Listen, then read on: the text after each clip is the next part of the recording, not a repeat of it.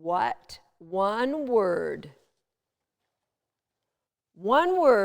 would you use to describe the reason why your dog may perform differently at home compared to away from home? Leave it for me in the comments, please. One word, and maybe your dog doesn't perform that differently now. I'm guessing most dogs do, though. One word that you would pick, one word that would describe why your dog may perform differently away from home than he does at home. It could be that he gets more distracted. I don't know. What is the one word? Why do you think your dog performs differently? And Linda's going to give me those words. One word. Hi, everybody. I'm Susan Garrett, and welcome to the second Masterclass here in our Handling 360 Masterclass series. If you haven't seen Masterclass number 1, you'll want to see it, but don't leave right now. You can go to handling360.com, go into the lobby, click on the learning zone, and you will find that's where we're keeping all of these master classes. All right, so and to remind you, these master classes aren't going to be available forever. I do this series once a year for my Handling 360 students. I leave it up for the world to see, and then we take it down and put it inside and go deeper with our Handling 360 students in a week or two. So make sure you get to watch these while you can. Now, one word. Linda, what words do I have? Confidence. You have confidence, relaxed environment, arousal, comfort, nerves. Those are good words. Relaxed, comfort, the comfort they have at home, nerves. I don't know whose nerves you mean. Confidence, that was a really good one. Today, I just want to share with you, in our last masterclass, we talked about this. Now, this is hieroglyphics that I've put together for you. So, it's a core belief that drives all of my training, and I really hope you adopt it as your own, that our dogs are doing the best they can given the education we've given them and the experience of the environment we're asking them to perform. And in case you can't tell, this is like trees to smell and balls all over the place and a little bunny there. So our dogs doing the best they can with the education we've given them and the environment that we're asking them to perform as well. And before I get too far in, I want to share with you, we have 2 more giveaways today, and we're going to be telling you who won the climb from yesterday. So, our 2 giveaways. First of all, and I give away things that I use and love. And then I talk to the people who manufacture them and say, hey, I use and love your product. So can I give it away to someone in my community to start to use and love your product? Supplements. My dogs are, I don't know, Kim says I'm crazy because we use so many supplements on the dogs. This one is one that my dogs love. And it's really all it is it's a beef tallow that has been, I think, hydrolyzed, and it's amazing for repairing soft tissue. I just put it on their gums every day. It's great for strengthening dental ligaments as well. 1 TDC. And here's how you can win. Not 1 bottle, you're going to win 2. One person is going to win 2 bottles. All that you need to do is copy the link, Handling 360, go to your social media, Facebook, Instagram, TikTok, I don't know. Go to your social media outlet and say, I'm watching Masterclass number 2 with Susan Garrett, or whatever you want to say. Why? Or what's your dog's name? I'm doing this for my dog, boom. I'm watching this masterclass, and post that on your page. Come back here and just write the word shared. And we're going to randomly pick somebody at the end of today who's going to win 2 bottles of the large bottles of 1 TDC. Okay? And at the end, come over here and take a look at this. These are called climbs. I use these tables in my own training. I use them for fitness. I use them for just a place for my dogs to hang out. I should take one apart and show you guys how cool these are. So if you want to take them anywhere, these legs just fold up and go on the bottom there. Just an awesome, awesome piece of equipment. Moo, do you want to help it up? Thank you. We're gonna name today the winner from Tuesday, and we're gonna give away another one. I'm gonna tell you at the end of today how you can get that. Give me a break. Good. So that's what we're doing. I just want to recap a little bit about our first masterclass, and with the through line of being our dogs are doing the best. So therefore, how can we help them do better? You could help it up if you want, Moo. She's staring at me like I'm about to do something with her. She's like, what? And so I talked about how it starts with the belief we have in our dogs, and that the beliefs control our thoughts, which impacts the thoughts are what generates the emotions we feel, which results in us taking action in one direction or another. And depending on the way we took the action, it gets results that we either love or we don't love. But if there is something that is challenging you, that we don't look at the dog, we don't label the dog as shut down, we look at the other end of the leash, and we get inspired knowing that if we change our education, that we can have a better outcome for our dogs. Okay, I'm just going to share a couple comments. Today, we're focusing more on the environment. So I've got a lot of things to share about the environment, but just in case you haven't watched yesterday, I'm going to share some of the comments that people wrote. I felt thunderstruck listening to video 1. My baby dog has been a huge challenge with super high drive. She's been almost driving me crazy. From now on, I'm going to focus on making training more fun for her and love that she's so fast and eager. I'm turning the coin around. Thank you, Katie. Thank you. Just watched the first masterclass, and she is no longer a bar knocker. I now look at her as my fast, talented 2-year-old with lots of great moves and potential. Plus, I just love being with her and running with her. I believe we're going to be a great team, and I do believe that too. And what a cutie. That was written by Shar. Okay, Shirley Robinson. That was brilliant first session in the free masterclass. I've just watched and the download is great and so simple to use. If you haven't got that download, you can get that in the lobby. I have a lot of belief in my dog's ability, but I am really low on my own self-belief, which I realize is impacting her performance. This is going to change. Really looking forward to your other videos. Thank you. Okay, thank you guys. Glad you've enjoyed them. Today, as I said, we're going to be talking about the environment that we're asking our dogs to perform in. Now, you may be a pretty seasoned competitor in the sport of agility. And you may have heard people use the term ring wise, that the dog is different at a trial than they are at home because they know I can't do anything to them, so they just act differently. They're ring wise. So if you've heard that or you've experienced that, stick with me because I've got a lot to share, including a scientific paper about why our dogs do what they do. You may be watching this because, and you're completely brand new. You actually have never gone to an agility trial. But you might be working at home and see a different dog when you go to a class. I've got news for you. It's all the same. You might be somewhere in between, but you are going to find today is going to be very, really revealing, all right? And it starts, I'm hoping that you're going to be inspired, because if people, and I just want to share with you, if people say, oh, when you go to a trial, you go to your class, people might say things like, oh, your dog's just blowing you off, or your dog's he's a terrier. You can't expect anything more because he's here. Or, oh, you've got a sporting breed. Of course. They use their nose. That's why he likes the horse poop everywhere.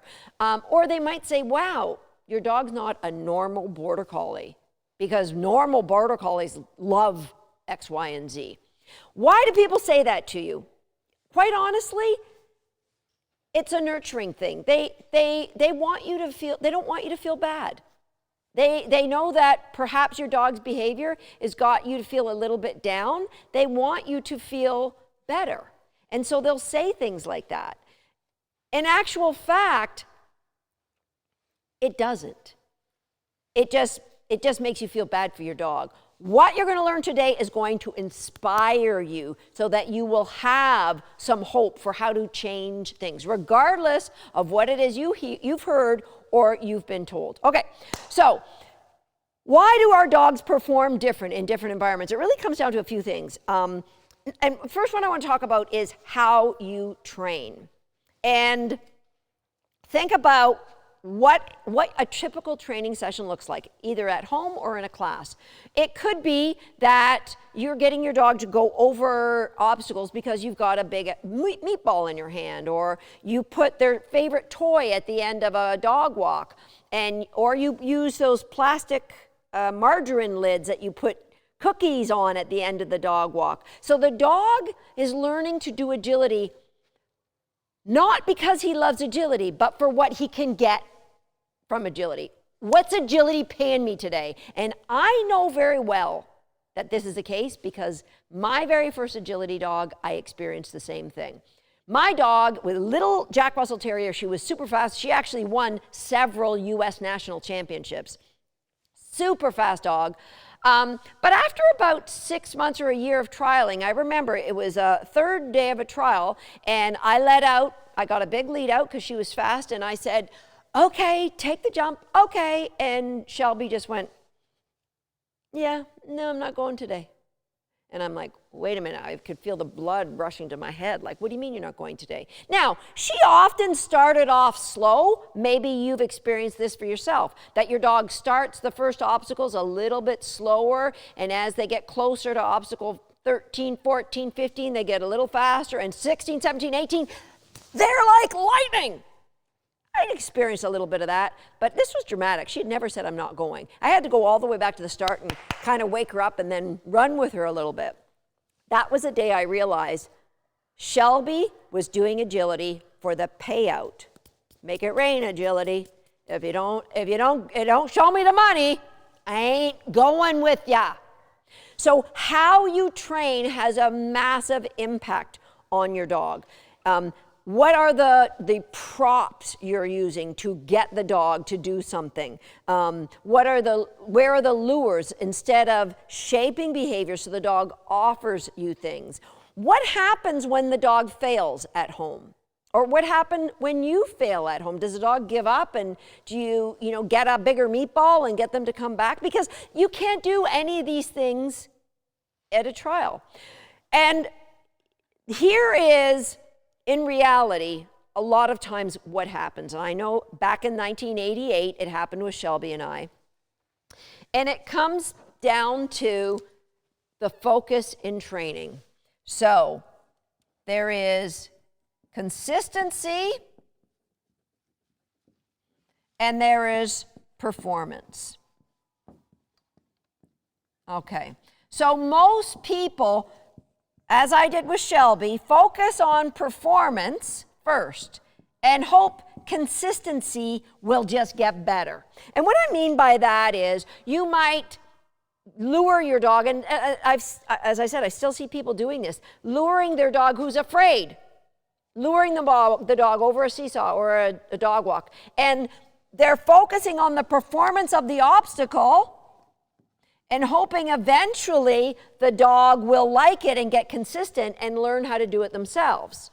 Or they're cheerleading them over obstacles 1, 2, 3, 4 in a little course. They're cheerleading and hoping the dog will not get distracted. No, come here. And they hope the dog, after they do this little course enough times, that the dog will get more consistent and will eventually go a little faster and learn to love what they're doing a little bit. The focus is on performance and then consistency. That's going about it the wrong way. You need to focus first on consistency. So what that looks like in my world, there's 6 layers of agility learning. The top one is when you're running courses with all the obstacles, right? That is the top layer.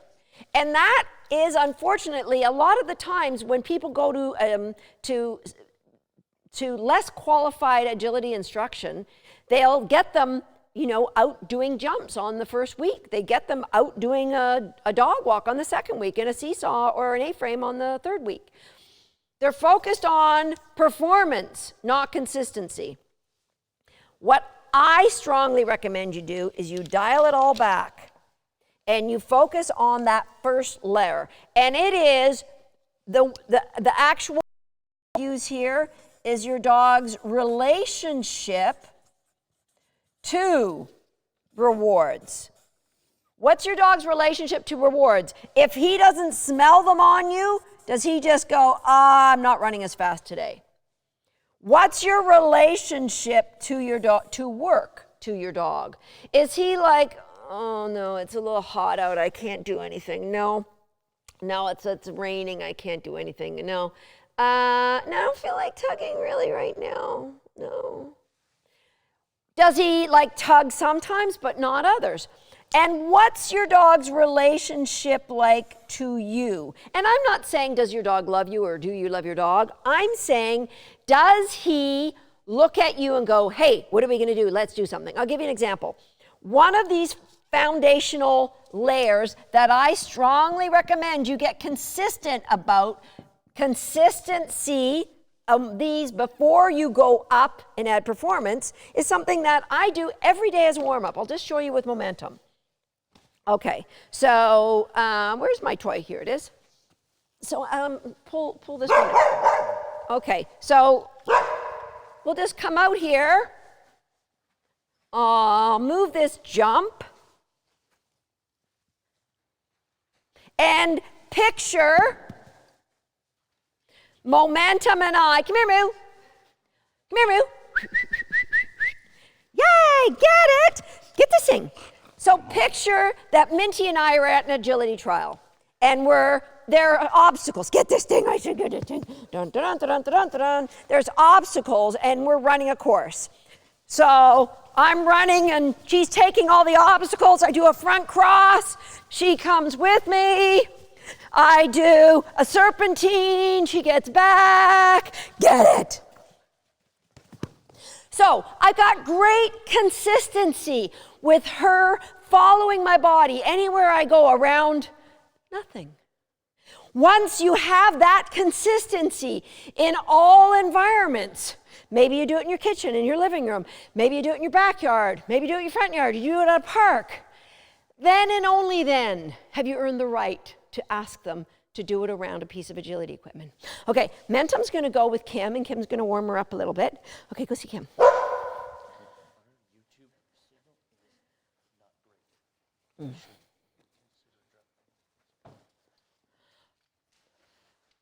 Okay, so the rest of these layers I'm going to be talking about in great detail on Tuesday's class. That's Masterclass number 3. Today, I've got some, and right now I have a video I want to share with you, and it's a little clip from one of my students. Now, you won't be able to see this on Facebook. How many people do we have on Facebook, Phil? 87. We have 87 of you on Facebook. You have to go to handling360.com, go to the lobby, click on the learning zone. Do that now. I'll wait for you because you're going to want to see this little video clip. This is a video clip of one of my students named Lauren Zimmerman. Now, Lauren was a good agility handler. She is a fast runner. I mean, she is a gifted athlete. She had a very fast dog who actually was about the same age as my dog, Swagger. Swagger went on to win a gold medal at the World Championships, 2 U.S. national championships. He was a phenomenal agility dog. Her dog actually beat Swagger from time to time when they were younger. So, amazingly fast handler, amazing dog. Tragically, that dog died very suddenly.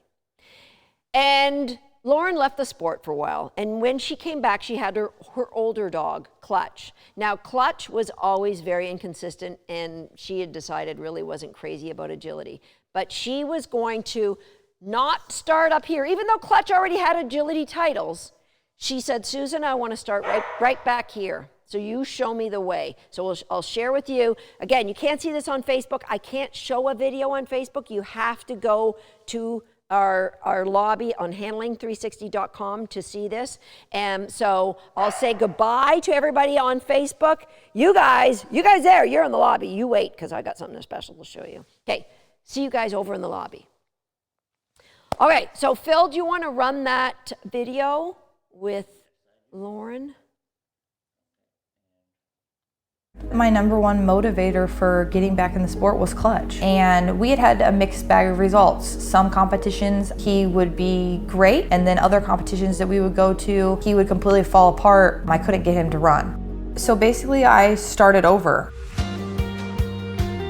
I acted like Clutch had never done agility before in his life. I was able to start from ground zero and work my way up through all of the levels and help us achieve a level of clarity that I didn't think was possible. So Clutch ended up winning the UKI US Open Speed Stakes National Championship in November of last year.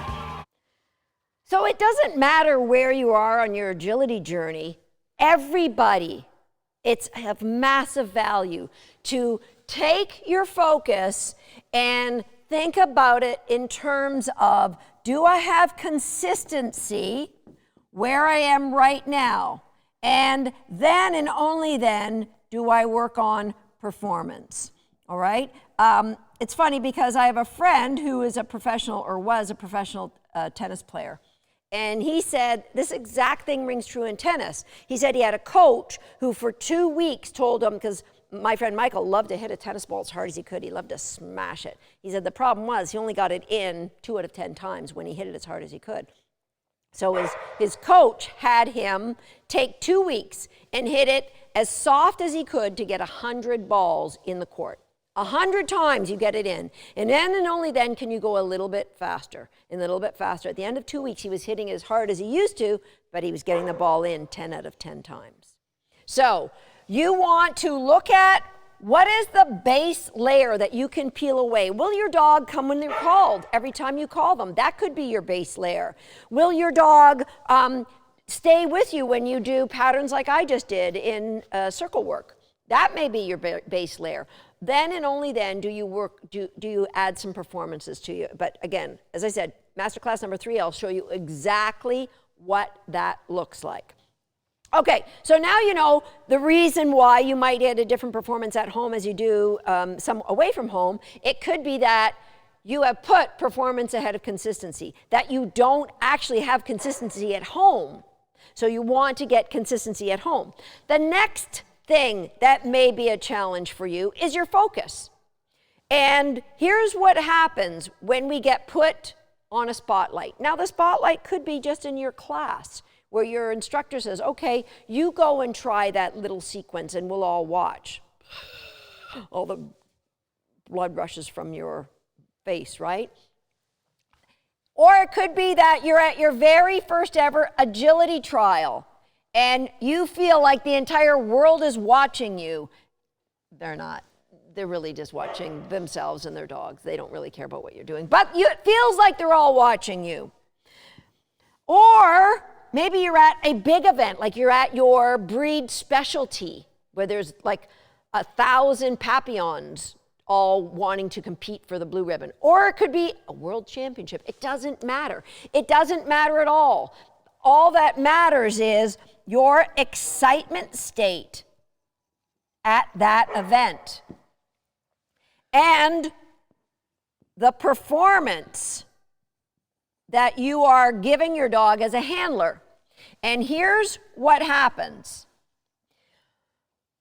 The more excited you get, the more excitement you get a better performance as a handler. So if you just get out of bed, rub your eyes, and then try and run agility, you're not going to do so swell, right?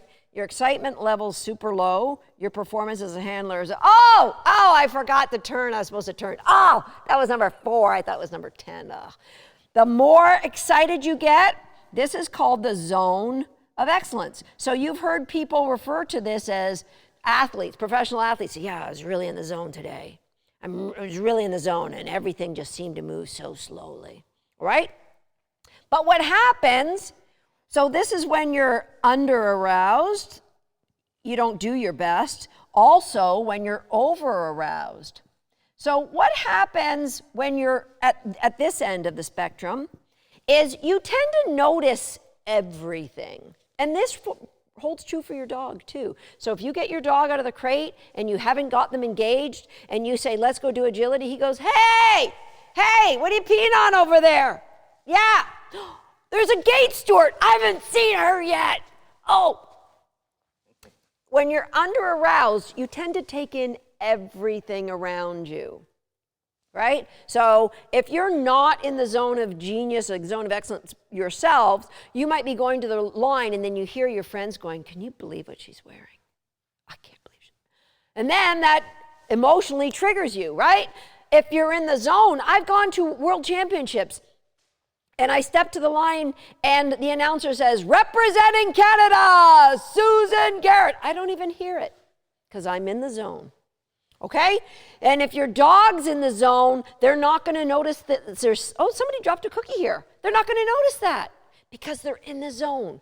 But when you get overexcited, what happens is instead of noticing everything, your focus gets more and more and more and more narrow. So when you get overexcited, instead of taking in too much, you take in too little. So you start handling 2, 3, 4, 5, 6, and you don't even realize your dog's still sitting at jump 1 because you're not even looking at what your dog's doing. And that's when your dog goes, hello, I see a tunnel. Okay? So when you get overexcited, you actually can't see as much. This is a fight or flight instinct because just run, just focus on where you're going. It doesn't matter if there's a tree there, run into it, just go. When you're really overexcited, you're just, you know what, it's in us, just go. Same with our dogs. They don't hear your handling cues. They say, tunnel, I see a tunnel, I'm going on that tunnel. If they get overexcited, the focus gets too narrow. So that could be why you get a different dog than you do at a trial. It could be that your dog is under-aroused or your dog is over-aroused. It could be that you are under-aroused. More likely you are over-aroused. How are you going to know the difference? You just have to get consistent at your practice so that you realize what your dog's like when they're at their best. And I got to tell you, the way to do this is make sure you write records every time you train your dog in a journal. I love to use a journal. And take video of everything you're doing. That's how you're going to learn. Oh, this is what my dog looks like. Look at, he's not noticing the cookies on the floor. He's really in the zone. He's really with me. Okay? That could be a reason. And related to that, there was a study. So this was a study, I might need my glasses for this one. Here they are. This was a study done at the University of Naples. And I was so blown away when I heard about this study. I actually went to the, so this was done, published January 2018. So in April of 2019, I went and visited this professor. I was like, the implications of this is massive. So I'll tell you the title of the study. Hold on. The title of the study is Interspecies Transmission of Emotional Information via Chemical Signals from Humans to Dogs. What does all that mean, Susan? Let me tell you what it means. It means, let me just give you a real synopsis of what they did in that study. So University of Naples in Italy, they had somebody in Portugal collect sweat samples from humans' sweat glands. So they just took a little dab, sweat. But it was very specific. They wanted somebody else to do it because they didn't want to know what the sweat samples were from. So they did half of them. They had a group of people watch a Stephen King movie. Really scary stuff. If it was me, they could have done the Brady Bunch went to Hawaii with Vincent Price, and that would have been out for me. However, I digress. They took sweat samples of these people in the midst of being scared at a movie theater. Then they took another group of people, equal number of people, and they had them watch a Disney movie with a happy, fun, so it was a happy movie. They took those sweat samples, and so the setup was a very small room, a stranger reading a newspaper, owner walks in with their dog, sits down. After a little while, a minute or two, the tester comes in, puts a little box in the middle of the room with one of the samples. Now, let me just read you the results of this. Okay, I should have had all this all queued up for you, but I have it highlighted. Here we go. It says, there were fewer and shorter owner-directed behaviors and more stranger-directed behaviors when the dogs were in the happy odor condition. So I'm going to say that again. The dogs paid less attention to their owner and paid more attention to the stranger when the dogs were in the happy odor condition, compared to the fear odor and the controlled. Obviously, they did some control dogs too with no odor. In the fear odor condition, the dogs displayed more stressful behaviors. The heart rate data in the control and happy dogs were significantly lower than in the fear dogs. Our findings suggest that interspecies emotional communication is facilitated through chemical signals, i.e. your sweat. So what that means, and when I went and talked to the technicians and the professor in charge of this study, he said what they did with all the dogs is they had them go away for a couple hours after they did that test, and then they just wanted to bring them back in the room. Some of the dogs literally put on the brakes and wouldn't go back in the room, the dogs that had been exposed to the fear. So why am I telling you all this? Because how you are responding has a dramatic impact on your dog at an agility trial. So if you are showing signs of fear or, your dog's going to feed off of that. They only tested fear and happiness. That doesn't mean the dog doesn't respond to anything else. So what can you do? You can rehearse confidence. Your dog needs to see you in a confident state. So let's say you are the world's greatest knitter. I want you, when you're at a trial and you're getting your dog, I want you to visualize, you just nailing down a set of knit one, purl one. Like, right? You just rocked that shit out. Now you're walking and, yeah, that's me. I got this. You're sending your dog a different signal, right? Knit one, purl one. I don't know. So what you want to do is you want to minimize the impact of that. And you're going to maximize the impact of a dog basking in your confidence. Now, another thing you can do is practice getting consistency at every level. And that's what's going to grow confidence, because in humans and in dogs, you've heard me say this before, confidence comes from clarity. So if you are clear with your instructions with your dogs, they're going to learn to be confident as well. So your confidence comes from clarity of understanding of what your job is when you're in the ring. All right? So what can you do now? You can look at where am I getting consistent performance? Like, what is the bottom line for my dog? I need my dog focused, driven, and happy. That's it. Focused, driven, and happy in my backyard. Maybe it's just retrieving a ball. Can I get focused, driven, and happy in another environment, in another environment, in another environment? You need to consider right now, what is your base level that you have consistency? Think of, do you remember the Karate Kid movie where he had to take his jacket off and then hang it up and put it back on, right? And he was just practicing for some move where he kicked some kid's ass at the end of the show. That, he was getting consistent with this. Consistency. Then we focus on performance. The agility obstacles don't matter, guys. growing your dog's confidence, getting your dog engaged with you, getting your dog happy. That is the most important thing. The performance works out by itself if you get consistency, right? With jacket on, jacket off. All right?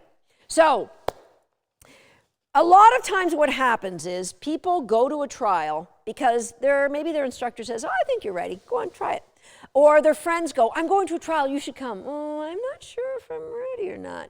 But you go, okay, I'll go. And what happens is your dog who doesn't have that consistency, who isn't confident, they start to get worried. And dogs show that worry in one of two ways most often. Number one, they get the zoomies. They tuck their tail and go, freedom, woohoo, woohoo, woohoo.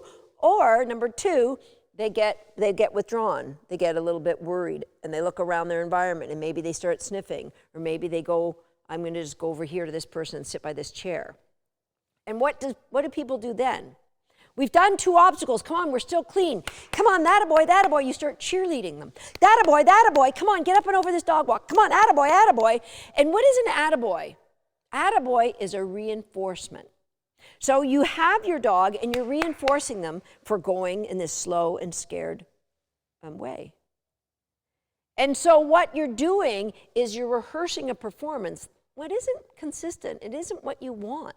I'm going to share with you a little clip. One of the things I love to do in our online classrooms is I sit down and have a 15-20 minute chat with our students. Just me and one student, one-on-one. We put out a word, who wants to chat with Susan today and tell us about how it's going for you. I love these chats with my students. So I'm going to share with you a video clip from Jennifer Harino. Jennifer is a school teacher. She actually doesn't have a ton of time to train her dogs, but when she was sharing about one of her dogs that she had trained in agility prior to joining our program, I'm like, okay, that sounds like so many other dogs. So listen to Jennifer, just a brief little clip I'm going to share with you now. Her speed wasn't the way I knew it could be, because she was holding back for me. And people just kept saying, oh, just trial her. She just needs more trial experience. But being a teacher, I know that imperfect practice does not make perfect. Absolutely. Imperfect practice just makes crap. Exactly. I think that you said it when it was one of the agility videos, that it was one of our summits that we were having, and it was like, you did an acronym for CRAP, and it's like just continuously reinforcing average performances. Absolutely. And that's what you're doing when you just keep on trialing. Just trial through the stress. Well, she's stressed. So I wanted you guys to know it doesn't matter who you are.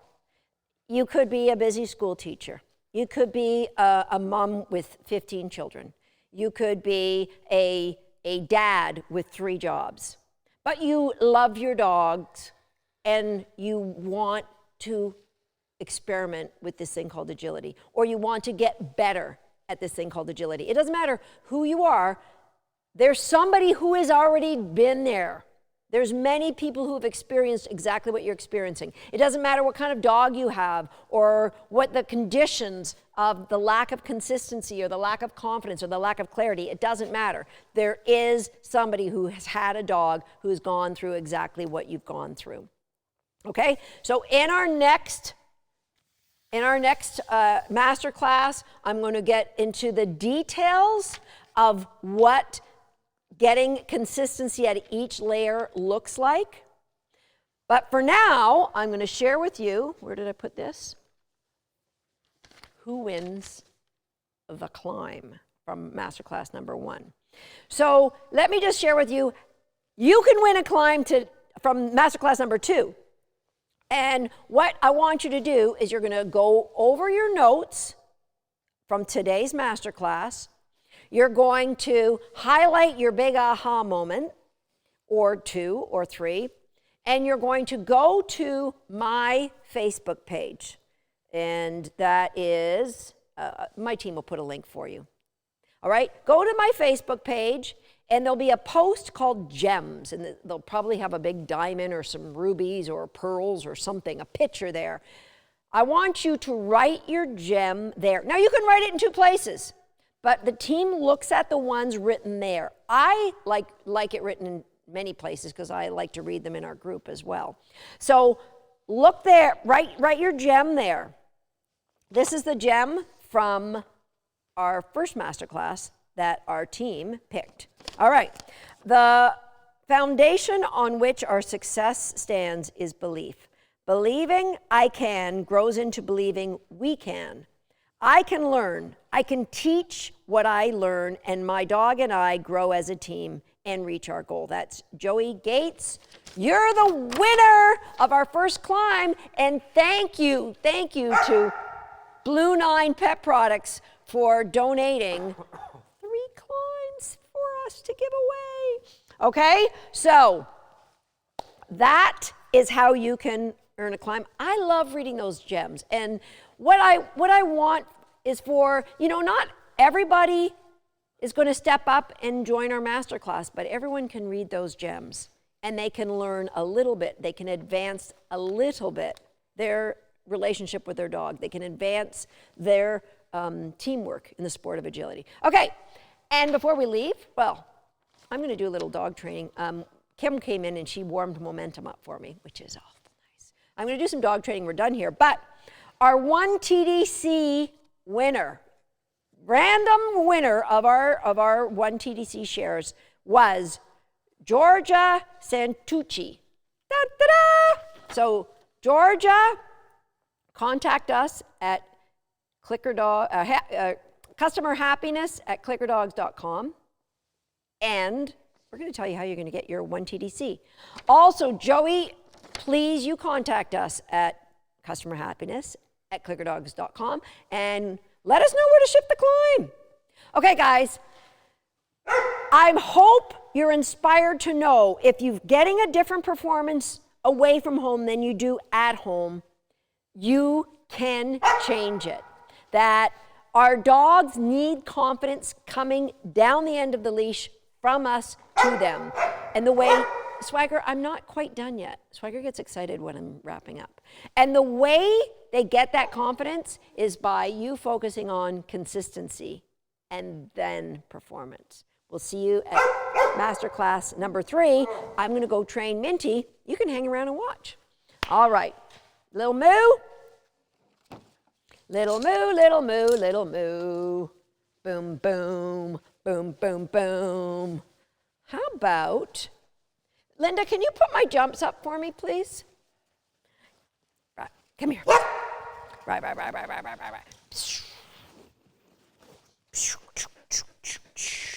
Ready? Come here. And get out. Ton. Loop, loop, loop, loop, loop, loop, loop, loop.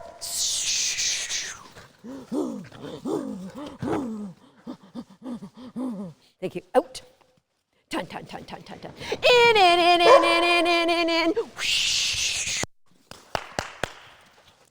Yes. Thank you. Out. Ready? Ton. In. Seesaw.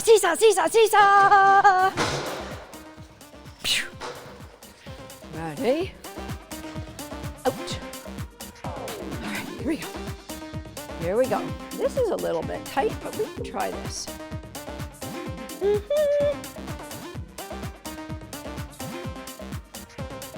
Look up, Lou.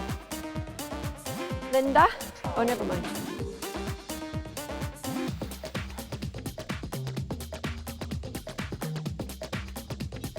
All right. Ready?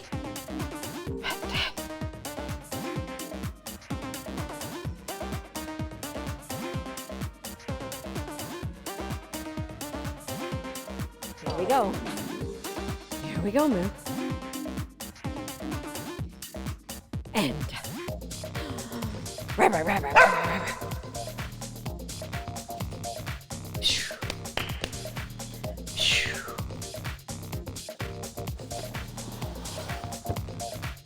Give it to me. Give it. Thank you. Ready? Have it up. Go. Go. Weavers. Bend, bend, bend, bend, bend, bend, bend, bend. Yes. Nice. Nice. All right, ready? Steady. And out. And come here, come here, come here. Down. Come here. Down. Come here. Down. Walk up, hop, up, up, up, up, up, up, up, up, round, round, and yeah, loop, loop, loop, loop, yeah. Ready and hop, up, up, up, up, up, up, up, go, go, go, go, weavers, yeah, yeah, bend, bend, bend, bend, bend, bend, bend. That's good, Phil.